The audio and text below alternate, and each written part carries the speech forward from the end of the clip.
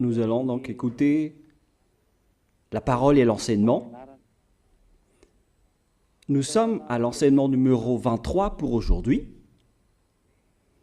concernant le sujet qui parle de celui qui ose dire qu'il est Dieu. Il a remplacé le bouc, le bélier et le taureau, qui étaient destinés pour l'expiation des péchés des enfants d'Israël, selon Lévitique 16.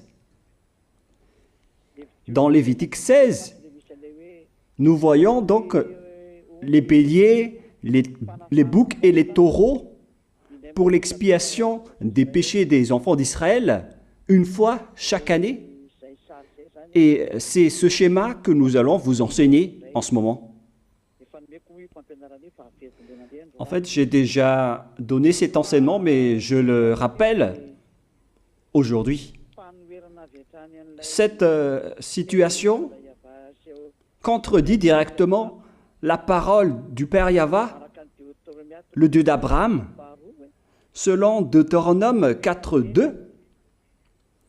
Ne rajoutez rien et ne retranchez rien aux paroles. C'est dans Deutéronome 4.2 et aussi dans Deutéronome chapitre 13, à partir du verset 1, ou Deutéronome 12, 32. Nous allons donc lire maintenant Deutéronome 12, 32, car nous avons déjà vu autrefois le Deutéronome 4.2. Donc dans Deutéronome 12, 32, vous observerez et vous mettrez en pratique toutes les choses que je vous ordonne. Vous n'y ajouterez rien et vous n'en retrancherez rien. Voilà donc dans le Deutéronome 12, 32.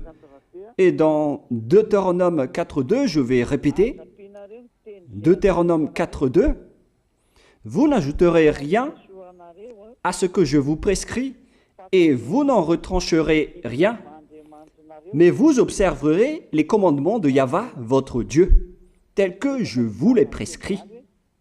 Cette parole précise bien alors que il ne faut pas rajouter ni retrancher les paroles que je vous ai données.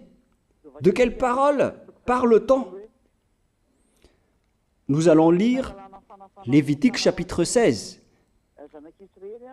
pour voir quelles sont les lois d'expiation des péchés pour les enfants d'Israël. Les voilà. C'est dans Lévitique chapitre 16, verset 3 d'abord, pour commencer. Voilà donc ce qu'on ne doit pas changer, alors que nous avons tous su, nous avons tous vu qu'ils les ont remplacés par Jésus ou Jesus. Ce n'est pas une diffamation, nous le voyons tous. Alors que chacun réfléchisse, Lévitique chapitre 16, verset 3. Voici de quelle manière Aaron entrera dans le sanctuaire. Il prendra un jeune taureau pour le sacrifice d'expiation et un bélier pour l'holocauste. Voilà, nous le voyons tous clairement, cette parole. Il existe donc le fait d'apporter un jeune taureau pour le sacrifice d'expiation, ainsi qu'un bélier pour l'holocauste. Verset 5. Il recevra de l'assemblée des enfants d'Israël 2 boucs pour le sacrifice d'expiation et un bélier pour l'holocauste. C'est-à-dire, en même temps, il y a un sacrifice de taureau, de bélier et de bouc. Lévitique chapitre 16, toujours, mais dans le verset 34. Ce sera pour vous une loi perpétuelle. Voilà. Il se fera une fois chaque année l'expiation pour les enfants d'Israël à cause de leurs péchés. Nous sommes déjà au verset 34 pour information. Verset 34. Voilà. Ce sera pour vous une loi perpétuelle. Quelle est cette loi perpétuelle? C'est le fait de sacrifier les béliers, les boucs et les taureaux qui vont être tués pour sacrifice, pour l'expiation des péchés des enfants d'Israël. Selon le verset 34, ce sera pour vous une loi perpétuelle. Il se fera une fois chaque année l'expiation pour les enfants d'Israël à cause de leurs péchés. Il y a une partie de votre texte qui est cachée en bas. À cause de leurs péchés. Voilà.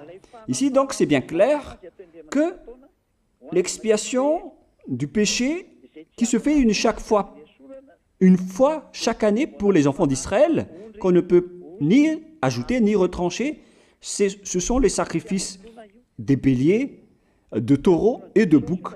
On ne peut pas changer cela. On ne peut pas les remplacer en Jésus ou en Jesus. C'est une loi perpétuelle.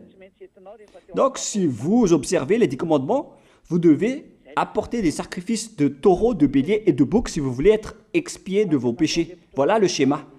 Alors que, en réalité, la situation pour les religieux étranges, on ne voit pas ce qu'il veut en venir, mais ils ont osé intégrer Jésus ou Jesus pour remplacer le bélier, le taureau ou le bouc.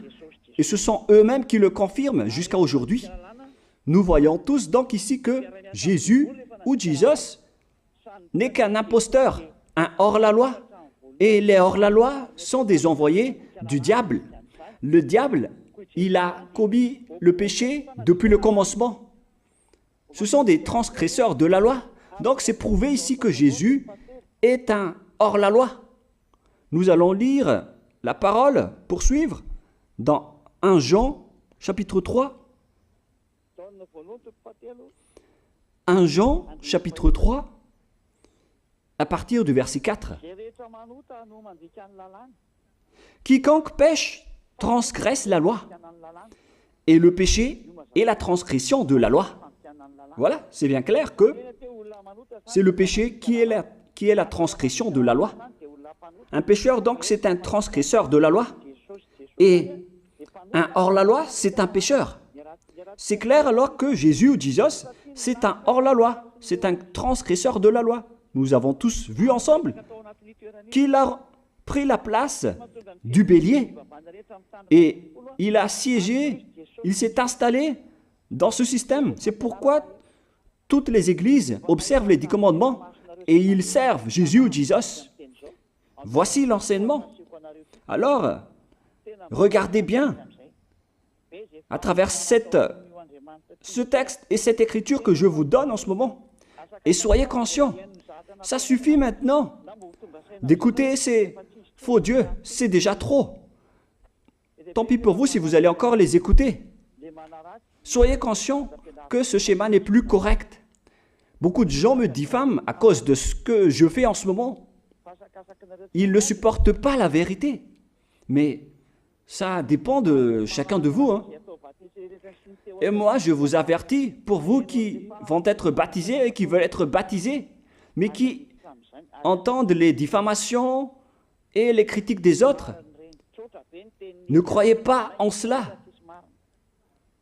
Ce ne sont pas du tout vrai. La parole de Élia est directe. Ce ne sont que des mensonges. L'ôtement du péché, ce sont des personnes qui sont non-pécheurs qui peuvent le faire. Ce n'est pas logique de dire que les fidèles sont ôtés des péchés et le leader est un pécheur. Ce n'est pas du tout écrit dans la Sainte Écriture. Ce qui est écrit dans la Bible, c'est que le bon arbre donne de bons fruits et le mauvais arbre de mauvais fruits. Et le bon arbre ne donne jamais de mauvais fruits, et le mauvais arbre ne donne jamais de bons fruits. Ce sont les bons arbres qui donnent des bons fruits, et les mauvais arbres qui donnent des mauvais fruits. Et donc, si l'ambassadeur de Yahushua, Zedia Elia, a produit des personnes qui ne pêchent plus, alors il est bon, il est une bonne personne. Il n'a jamais fait aucun mal, même pas le moindre mal. Voilà donc la leçon pour vous, car dans le cadre de ce baptême qui va arriver, il y a beaucoup de diffamation et de critiques. Donc je vous conseille de ne pas écouter cela, car ce n'est pas du tout la vérité. Ils font ça juste pour diffamer et blâmer la bonté de Yahushua, alors ne les suivez pas. Donc là, on voit bien que ce n'est pas de la diffamation. Nous avons tous vu ensemble. Je vous ai donné la parole. On a tous écouté et vu ensemble. On a jugé ensemble. Est-ce que ce Jésus ou Jésus a fait la vérité? Est-ce qu'il a dit la vérité ou pas? Si nous avons vu le livre de Moshe venant du Dieu d'Abraham qui a dit « Ne rajoutez pas et ne retranchez pas à ma parole ». Nous avons vu alors que ils ont remplacé par ce Jésus ou Jésus les sacrifices d'expiation du péché, en disant après que c'est ce dernier qui ôte les péchés. Ce n'est pas du tout vrai. Celui qui peut ôter les péchés selon les 10 commandements, c'est le bélier, ou bien le taureau, ainsi que le bouc. Ce sont ces bêtes qui peuvent ôter les péchés. Quelle est alors la raison pour laquelle les religieux sont entrés dans ce mauvais schéma? Car c'est vraiment un schéma qui transgresse la loi. Car ils ont contré bêtement le livre du Lévitique chapitre 16. Ils l'ont contré bêtement, directement. Et après, ils ont remplacé par leur faux Dieu. Un faux Dieu car c'est directement un hors-la-loi. Il a contredit le Dieu d'Abraham. Nous voyons la preuve ici qu'il a contredit vraiment le Dieu d'Abraham, qu'on appelle par le nom de Yahweh et Yahushua son fils. Car ce Dieu d'Abraham, il a bien dit qu'il ne faut ni ajouter ni retrancher à ses paroles. Il faut les observer car ce sont les commandements de Yahweh, ton Dieu. Et ces lois qu'on ne doit pas rajouter ni retrancher veut dire qu'il ne faut pas toucher au Lévitique chapitre 16, car c'est ce livre qui ôte les péchés. Alors que nous voyons tous que personne ne le pratique plus. Si les 10 commandements, si les prêtres et les pasteurs pratiquent bien les 10 commandements, alors ils doivent faire le sacrifice de bélier et de taureau et de bouc pour l'expiation de leurs péchés. Alors que nous voyons tous que personne ne le fait plus. Alors qu'en même temps, ils observent les 10 commandements. C'est donc de la transgression de la loi. Et en plus, ils ont enlevé le Lévitique 16 en le remplaçant par Jésus ou Jésus. C'est-à-dire qu'ils ont contredit la parole du vrai Dieu, le Dieu d'Abraham. Et est-ce que vous allez encore oser contredire cette vérité? Est-ce que vous allez encore dire que vous êtes dans la vérité, que vous êtes dans la justice? Mais qu'est-ce que vous cherchez? Vous cherchez à prier et à servir le Dieu d'Abraham. Si vous voulez servir le Dieu d'Abraham, vous n'allez pas enlever le Lévitique 16, vous allez restaurer le Lévitique 16. Mais est-ce que vous allez encore oser le faire? Est-ce que vous pouvez encore le faire? La réponse, non. Vous ne pouvez plus le faire. Alors que il s'agit de l'expiation de vos péchés. Et dans ce cas-là, c'est obligatoire de le faire. J'ai expliqué l'essentiel jusque-là et après je vais vous donner la raison pour laquelle ils ont fait cette grande folie en intégrant dans le Lévitique 16, à la place du Lévitique 16, leur faux Dieu. C'est vraiment de la transgression de la loi. Vous n'avez pas servi le Dieu d'Abraham. Il n'aurait pas dû faire ça jusqu'à la fin, car il a dit qu'il ne faut pas ajouter ni retrancher à ses paroles, alors que vous avez osé le contredire et les changer. Nous allons donc voir maintenant dans Psaume chapitre 40, quelle est la raison pour laquelle les prêtres et les religieux ont arrêté le Lévitique 16 en le remplaçant par Jésus ou Jesus pour remplacer les boucs, le bélier et les taureaux. Et je vais vous expliquer la raison. Et eux, ils ne peuvent pas le nier car ils l'ont fait. Et si, par exemple, ils ne connaissent pas, alors il ne faut plus faire du n'importe quoi. Il faut que vous soyez enseigné par Élia, si vous voulez encore sauver votre esprit. Mais si vous ne voulez pas, alors tant pis pour vous et assumez les conséquences. Psaume chapitre 40, versets 6 à 8. Psaume 40, versets 6 à 8. Voilà donc le dégât qu'ils ont subi. Tu ne désires ni sacrifice ni offrande. Tu m'as ouvert les oreilles. Là, ils ont bien entendu et écouté que Dieu ne désire plus leur sacrifice et tout ce qui concerne ce sujet. Tu ne demandes ni holocauste, ni victime expiatoire. Ici donc, on est arrivé au stade où on n'a plus besoin des sacrifices. D'après ce schéma, alors, le Lévitique 16 a été supprimé. Et logiquement, puisque c'est une alliance qui a été détruite, alors on ne peut plus y entrer, car on ne peut pas ajouter ni retrancher aux paroles. Et donc, si on ne peut pas y entrer d'après la parole qui dit qu'on ne peut pas rajouter ni retrancher, si le Dieu d'Abraham a interdit le sacerdoce, alors logiquement, vous ne devez plus y entrer. Sinon, vous allez vous autoproclamer en tant que pécheur à jamais, alors que les pécheurs et les malfaiteurs n'iront jamais au ciel des cieux. C'est clair alors que c'est devenu un sens interdit, les 10 commandements et les lois de Moïse, d'après ce schéma, car c'est la relation avec le Père Yahva qui a été détruite, qui a été supprimée, car il n'y a plus d'expiation de péché pour vous. Alors vous êtes fous si vous allez encore entrer dans ce schéma. C'est pourquoi on a besoin d'une nouvelle alliance, car l'alliance des 10 commandements et les lois de Moïse ne sont plus correctes.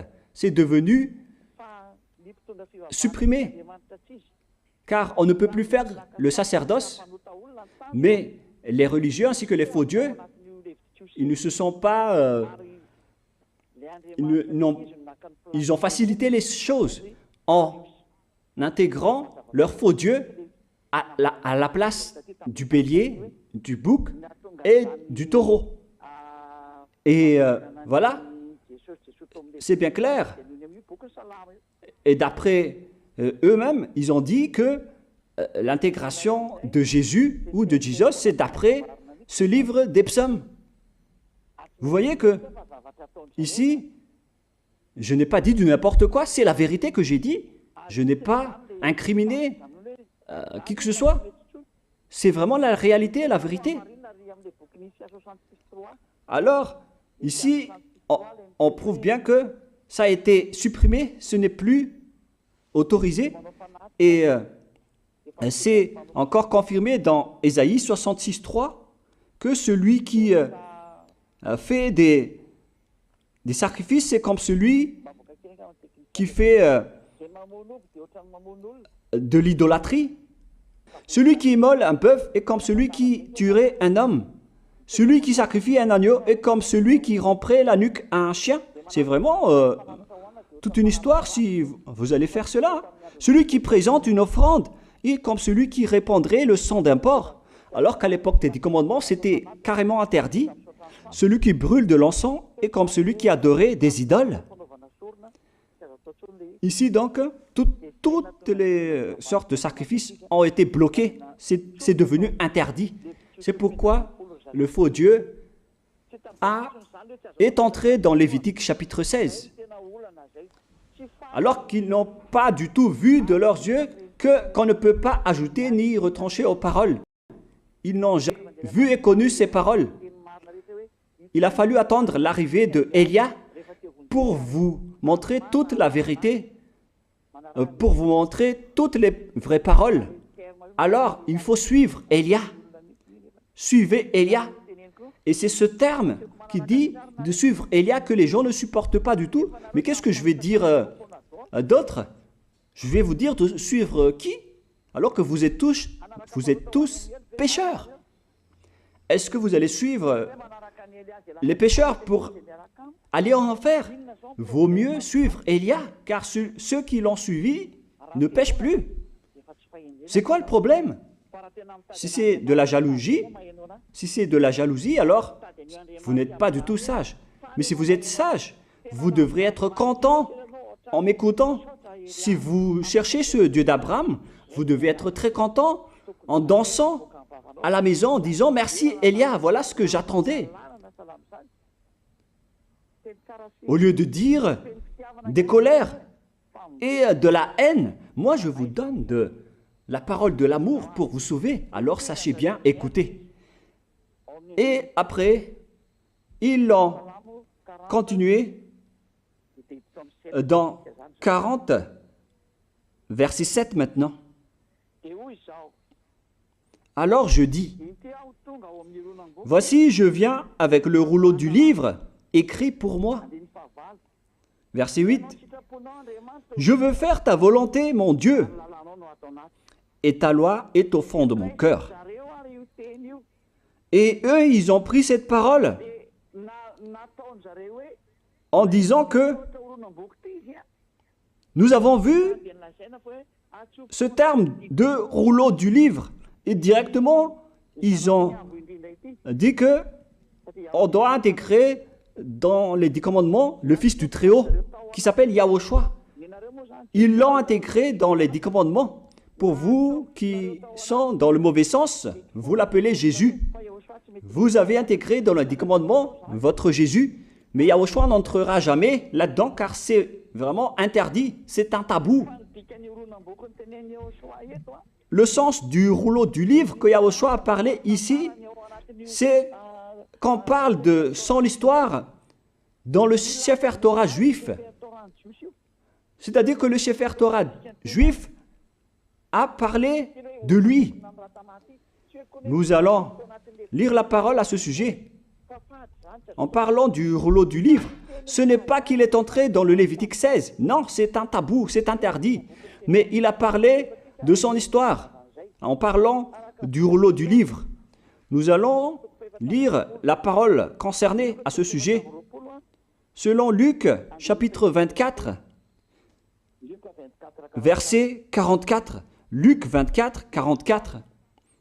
Puis il leur dit, « C'est là ce que je vous disais lorsque j'étais encore avec vous, qu'il fallait que s'accomplisse tout ce qui est écrit de moi dans la loi de Moïse, dans les prophètes et dans les psaumes. » Toutes les paroles qui parlent de lui dans la loi de Moïse, dans les prophètes et dans les psaumes. C'est ça qu'on parle ici. Mais il n'a jamais dit qu'il va remplacer le Lévitique 16. Au contraire, c'est un tabou, c'est un blasphème devant le Père Yahva, qui a déjà dit qu'il ne faut jamais ajouter ni retrancher ses paroles. Donc, les paroles qui parlent de lui, ce sont les paroles de la nouvelle alliance qu'il va instaurer, qu'il va exécuter. La raison pour laquelle il sera crucifié, c'est qu'il va instaurer la nouvelle alliance en versant son sang. Voilà de 1. Maintenant, nous allons lire le livre de Jean 5,46. Jean 5, 46.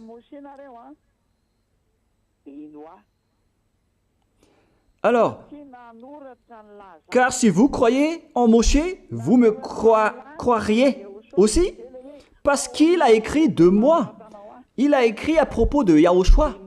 C'est pourquoi on parle du rouleau de livre qui a écrit pour lui. Et Moshe aussi a participé à son histoire en parlant de lui. Mais ce n'est pas que on a supprimé le Lévitique 16 en remplaçant par le Fils du Très-Haut. Non, ce n'est pas du tout cela. Il y a beaucoup de paroles qui a parlé de lui depuis les lois de Moshe, depuis les prophètes et depuis les psaumes. C'est pour ça qu'on parle du rouleau du livre qui a écrit à propos de lui. Mais ce n'est pas que vous allez supprimer le Lévitique 16 en le remplaçant par le Fils du Très-Haut. C'est vraiment une abomination de votre part. Je vous ai donné maintenant l'explication. Il ne faut pas rajouter ni retrancher aux lois de Moshe. C'est une alliance en bonne forme qu'on ne peut pas toucher ni enlever. C'est dans Galates 3,15. Galates 3,15.